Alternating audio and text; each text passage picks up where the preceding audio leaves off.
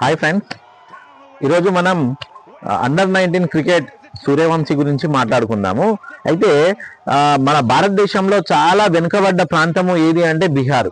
అందులో డాకులు ఇంకా దొంగతనాలు అవి మొత్తం ఒక ఇది జరిగింది అన్న చరిత్రను చూసినా గానీ బీహార్.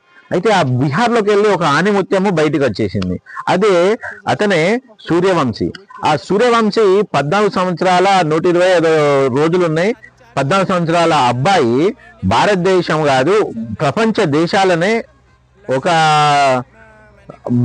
ముచ్చముటలు పెట్టి నిన్న 175 పరుగులు చేయడం జరిగింది క్రికెట్ లో. అండర్-19 క్రికెట్ ఇంగ్లాండ్ పైన నిన్న మన ఇండియా 100 పరుగుల తేడాతో గెలవడం జరిగింది అన్నమాట.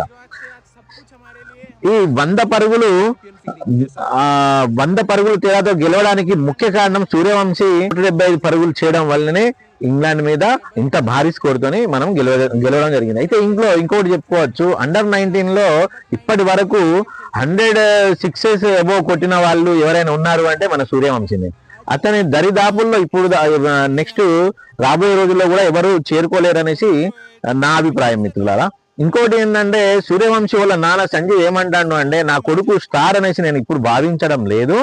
ఆయన ఎప్పుడైతే టెస్ట్ క్రికెట్ ఆడతాడో అప్పుడే ఆయన అసలైన క్రికెటర్ గా, ఒక స్టార్ క్రికెటర్ గా నేను గుర్తిస్తా అనేసి వాళ్ళ తండ్రి అయితే చెప్పడం జరుగుతుంది. అయితే సూర్యవంశీ నిన్న 180 పరుగులు కొట్టే ముందు మార్నింగ్ 4కి పడుకున్నాడట. ఆ 4కి పడుకునే ముందు లక్ష్మణ్ సార్ అంటే వాళ్ళ కోచ్ ని అడగడం జరిగింది. ఆ కోచ్ ఏమన్నాడంటే, నువ్వు 100 పరుగుల గురించి పరిగెత్తకు, ఆ 100 పరుగులు నీ దగ్గరికి వచ్చేలాగా నీ దగ్గర ఉన్న టాలెంట్ తోని నువ్వు ఆడితే ఆటోమేటిక్ గా 100 పరుగులు అనేటివి నీకు వస్తాయి అనేసి చెప్పడంతో తాను ఇన్స్పైర్ అయ్యి ఆ విధంగానే ఆడడం జరిగింది. ఆడితే దాదాపుగా 20 బంతుల్లోనే 75 పరుగులు చేయడం అంటే మాటలు కాదు. అదే టోటల్ గా చూసుకుంటే 80 బంతుల్లోనే 170 పరుగులు చేసిండు అతను. అది ఒక గురువు చెప్పిన మాట, ఆయన చూపిన బాటలో నడుస్తాండు, క్రమశిక్షణతోనే ఉన్నాడు కాబట్టి సూర్యవంశీ ఈ రోజు ప్రపంచ దేశాల క్రికెట్ లో ఒక సెన్సేషనల్ క్రీడాకారుడుగా వచ్చిండనమాట.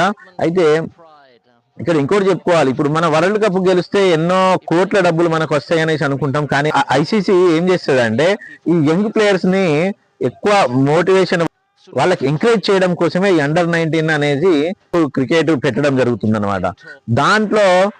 దాని ద్వారానే వాళ్ళు అసలైన క్రికెట్ టీమ్ లోకి వస్తారు. అయితే వాళ్ళకి డబ్బులు అయితే ఏం రావు. కాకపోతే మన బీసీసీఐ మాత్రం 7.5 కోట్ల రూపాయలు మాత్రం వాళ్ళ కోసం అయితే ఇచ్చింది. ఇప్పుడు ఈ సూర్యవంశీ ఆట చూస్తే భారతదేశంలోని ప్రతి యువత అయితే క్రికెట్ కి ఆకర్షితులు అయ్యే అవకాశం ఉంది. తర్వాత బీహార్ లో నుంచి అయితే చాలా మంది సూర్యవంశీలు పుట్టుకొచ్చే అవకాశం అయితే 100% ఉందన్నమాట. ఇక ఇంకోటి చెప్పుకోవాలి మిత్రులారా, ఇంత చిన్న వయసులోనే ఆయన ఇంత సెన్సేషనల్ గా ఆడుతున్నాడు, లెఫ్ట్ హ్యాండ్ బ్యాటరు. అయితే ఇది వరకు మనము సచిన్ టెండూల్కర్ లాగా ఆడే ప్లేయర్ ఎప్పుడు వస్తాడా అనేసి మనము చూస్తూ ఉంటే మధ్యలో కోహ్లీ వచ్చిండు. కోహ్లీ శకం కూడా అది అయిపోయే టైంకి వచ్చేసింది. అంతలోనే సూర్యవంశీ అయితే మనకు ఒక తార జువ్వలాగా తీసుకొచ్చిండు.